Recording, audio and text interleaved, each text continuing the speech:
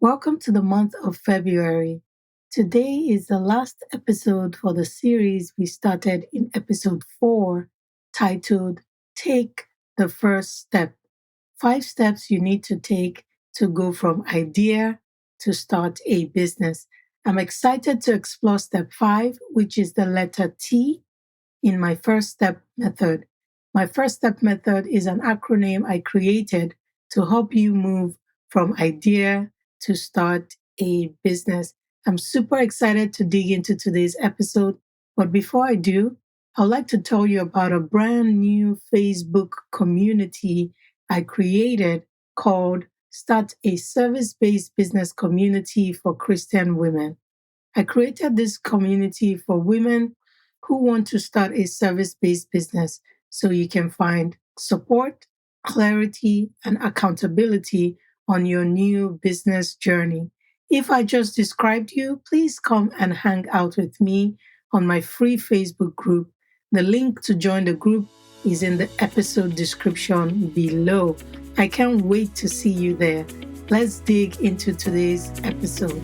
Hey sis, welcome to the Start That Business podcast, where you will find practical solutions that empower you to start your service-based business. I'm your host, Chichi Ukomadu, an entrepreneur, wife, mom of 3, and a Jesus follower. 10 years ago, I was afraid of giving up my desire to build a corporate career and say yes to the Holy Spirit's nudge to start that business. I believe personal fulfillment comes from letting go of your way and saying yes to God's way so you can become all you were created to be. If you're ready to find personal fulfillment, grab a cup of coffee, tea, or hot cocoa, and your favorite snack. It's time to take your first step to start that business. You know the one I'm talking about? Yes, that one you've been putting off for a long time.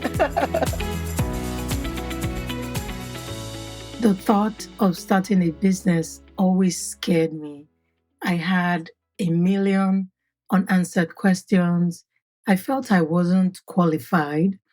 I felt entrepreneurship was for extroverts and not introverts like me. I was also afraid of being responsible for other people's income. There were so many fears around starting my business.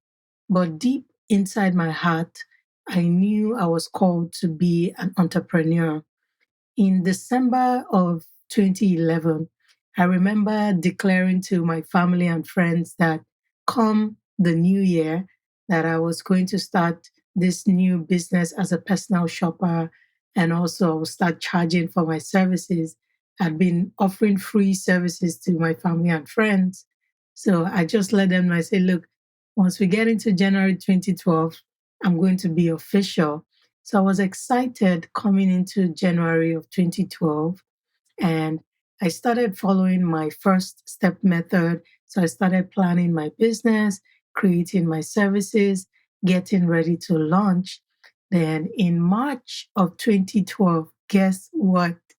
I found out that I was 8 weeks pregnant. Yes, with my third child, and my whole world came crashing down because I was so excited about this new business I was planning.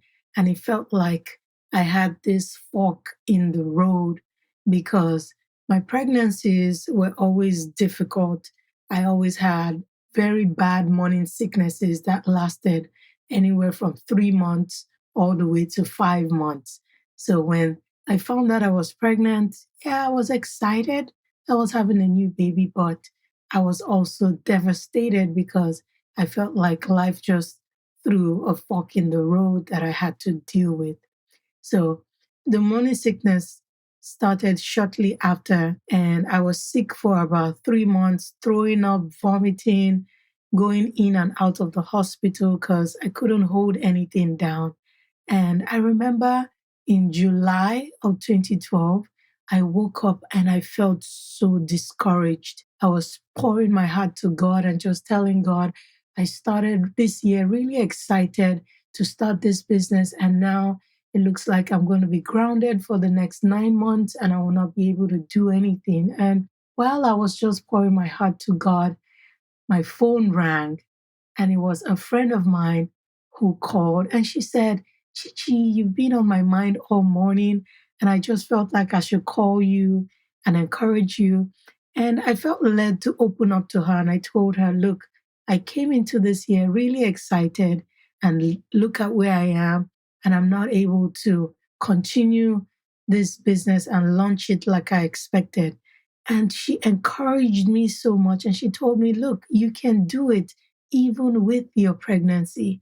And she became my encourager, my support system. And she told me, look, all you need to do is what we're going to talk about in the next few minutes.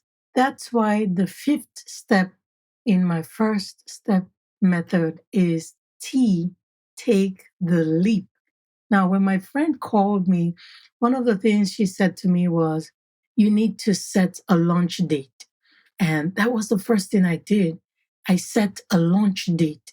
Once I set a launch date, the next thing I did was to create a launch checklist using the focus question I will talk about in a few minutes. Now, what setting a launch date does to you is it helps you get in focus that, yeah, this thing is for real. I'm about to launch this business. So I created my launch date and I told her, I said, I'm going to launch this business October 1st, 2012.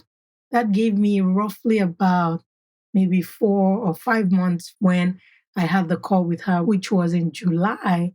So I said, my launch date is going to be October 1st, 2012. And once I did that, I created a launch checklist. Now, the focus question you can use as you create your checklist is ask yourself, what is the minimum amount of things I need to do to launch this business? What is the minimum? So you're trying to launch with the minimum, not the maximum. And I will explain what I mean by launch your business. When I say launch your business, I mean you want to announce to the world that your business is open to serve customers. It's like putting a sign saying open for business. Customers can now place an order for your services. Customers can now reach out to you to ask or inquire about your services. So, in other words, when you launch your business, you have become official. So, people can now reach out to you. Now, what are some of the things you can put on your checklist as you create this checklist to launch your business? The first thing you want to put on there is to pick a name for your business. Now, if you haven't done this in the previous steps we talked about, this would be a good time to add it to your checklist to say, I need to pick a name for my business. What am I going to call this business? Will it be called Susie and Daughters? Will it be called Coaching Extraordinary? Whatever name, and I'm just coming up with these names. But whatever name you come up with, you might need to pray about this, or maybe you even have a name that God has put on your heart for this business. Whatever it is, put it on your list to pick your business name. The next thing you need to add on your checklist is to create your business brand promise. What do I mean by that? A brand promise is something your customers can look forward to as they engage with your service. Most people call it your I help statement. It can also be the service you plan to deliver to the customer. So I'll give you an example. So when I started my personal shopping business, my brand promise was reliable international shopping and shipping.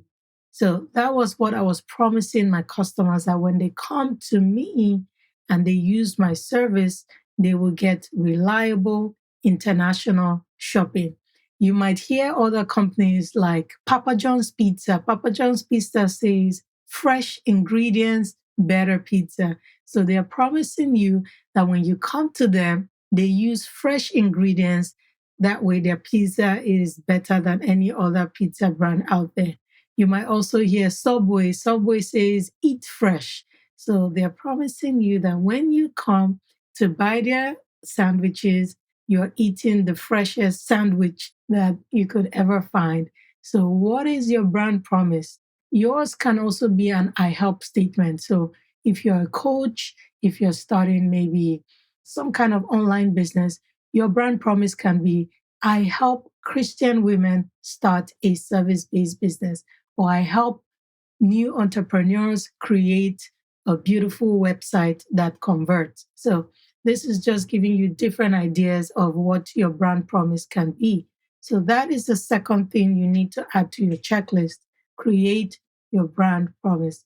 The third thing you need to add to your business launch checklist is create a list of the services you want to offer, the prices you're going to charge, and also include your reasonable boundaries.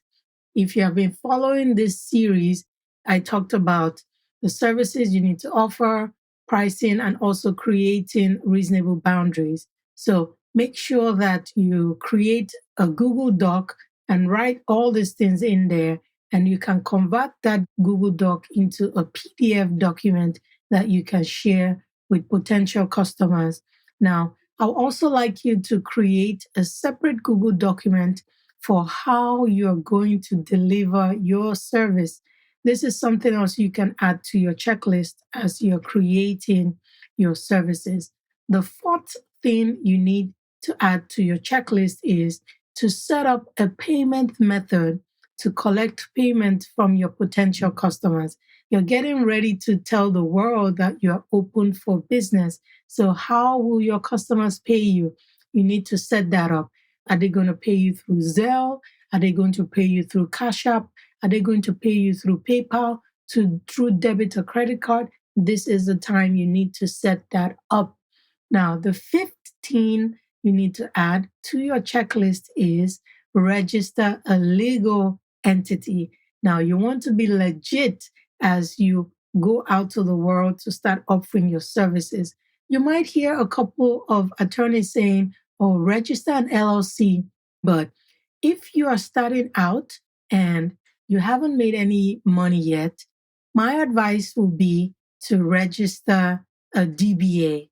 A DBA simply means you become a sole proprietor and you can start offering services to your clients. Now, if depending on the kind of business you're starting, if you're starting maybe a healthcare service, maybe you're opening your own practice, you might want to go straight to registering an LLC just because the liability that comes with that kind of business is bigger. But if your business doesn't have so much liabilities on the onset, you might want to consider starting a DBA. DBA stands for doing business as. When you register a DBA, it usually costs anywhere from $35 to $50. And you can use that DBA to open a business account with any bank. And it makes you legit. And once you start making money and you have more customers, then you can transition into an LLC. Now, this you still need to check with your attorney. I'm not a registered attorney, so don't take my word for it. Still run this through an attorney so that your business is legit. Now, the sixth thing you need to add to your checklist is to create a business email. Now, this email doesn't have to be a formal email that has maybe your services at yourservices.com. It can just be a new Google email you create just for your business. So you can say mybusiness@gmail.com, but just have an email where customers can reach you if you need to. Now, the seventh thing you need to do that you can add to your checklist is to register your business domain name or create a website. So you can register a business domain name. You might not be building out your website immediately, but it's good to secure a domain name. And I will record a different podcast episode to go into more details about the tech you need to start your business. So that's another thing you can add to your checklist. The eighth thing you can add to your launch checklist is to create an organic marketing channel. Now, this can be creating a blog, This can be starting a YouTube channel. This can be starting a podcast or just creating a social media account. Maybe you just decide to create an Instagram account for your new business. But whatever you do, try to at least start with one organic marketing channel. The ninth thing you can add to your list is to open a business bank account. Now, you want all that money your customers will be paying you to go somewhere. So you want to have a business account that is attached to your payment method, like I mentioned earlier. Then the 10th thing you can add to your launch checklist is to look through your contacts, your LinkedIn, your social media accounts, if you already have, and create a list of 50 people you will tell about your business when you go live. And you can also ask these people to refer other people that might actually need your services. Now, I know this looks like a long checklist. I will drop a sample of this checklist in the episode description so you can use it as a template or a guide to create your own launch checklist. For your specific business, there might be other things you need to do.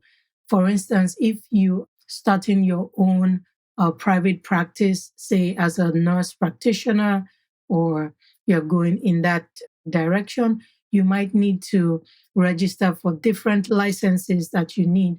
Also, depending on the kind of business you are starting, you might need to apply for certain government licenses. So you also want to add that to your checklist. Now, once you are done creating your checklist, the next step you need to take is to walk through each item on your checklist and complete it. And you can use the power of 15 minutes, like I spoke about in, I think it was episode 2. You can use the power of 15 minutes once you've created this new business launch checklist. You can use the power of 15 minutes to walk through each item on your checklist until it is complete. Now, once you have done this, the next step you need to do is say a prayer, commit this new business you're about to start to God's hands, give Him permission to partner with you, and launch your business on the date you decided you were going to launch it. Remember, the first thing we did was to set a launch date. So once you have completed everything on your checklist, commit the business to God and go live. So going live might be turning your website on. Going live might be sending a message to the 50 people you already shortlisted to let them know, I am open for business. I'm ready to start taking new customers. So that's what going live looks like for you. Going live might look like going on your social media. Maybe if you opened a business Instagram account, you can go there and post, I am live. You can start placing orders for my services. And that's what that looks like. Remember, as you go live with this new business, progress over perfection. Now, you don't need to have this 100 items on your checklist to complete. You can keep it short. It might be 5 things you need critically to launch, and other things can come afterwards. So if you're starting with a website, you don't need a 10-page website. It can just be a 3-page website, a homepage, about you, and your service page, and that's it. You might decide, okay, I don't want to start with a website. I just need to start with an Instagram account. Open the account, and you can put there, please DM me to place an order. Like I said, for your legal entity, you might not need to start with an LLC right off the bat. You can start with a DBA. For your business email, it doesn't need to be a custom email. You can start with a generic email. So make sure you don't get stuck in walking through your checklist. Keep it at the minimum. Always keep asking yourself the focus question. What is the minimum list of things I need to do to launch this business? When you're thinking minimum, think about, how can my customers find me? How will they learn about the services I'm offering? And how will I get paid? Once you get these 3 things sorted out, you are ready to go live. Now, the final thing after you have gone live is to pause and celebrate your win. It's a major accomplishment to start a business. So make sure that you're able to take a moment, celebrate yourself, literally clap for yourself because you just did something that a lot of people are afraid to do. So make sure you pause and celebrate your win. All right, so let's do a quick recap. I know I've said a lot of things, but let's just do a quick recap. So, in summary, the fifth step you need to take today to start your business is take the leap. Yes, step out in faith and start that business. Number one, set a launch date. So, decide on the date that you're going to start this business. Two, create a launch checklist using the focus question. Three, walk through each item on your checklist and complete it using the power of 15 minutes. Four, commit your business to God and launch it. Five, celebrate your win because it's a major accomplishment.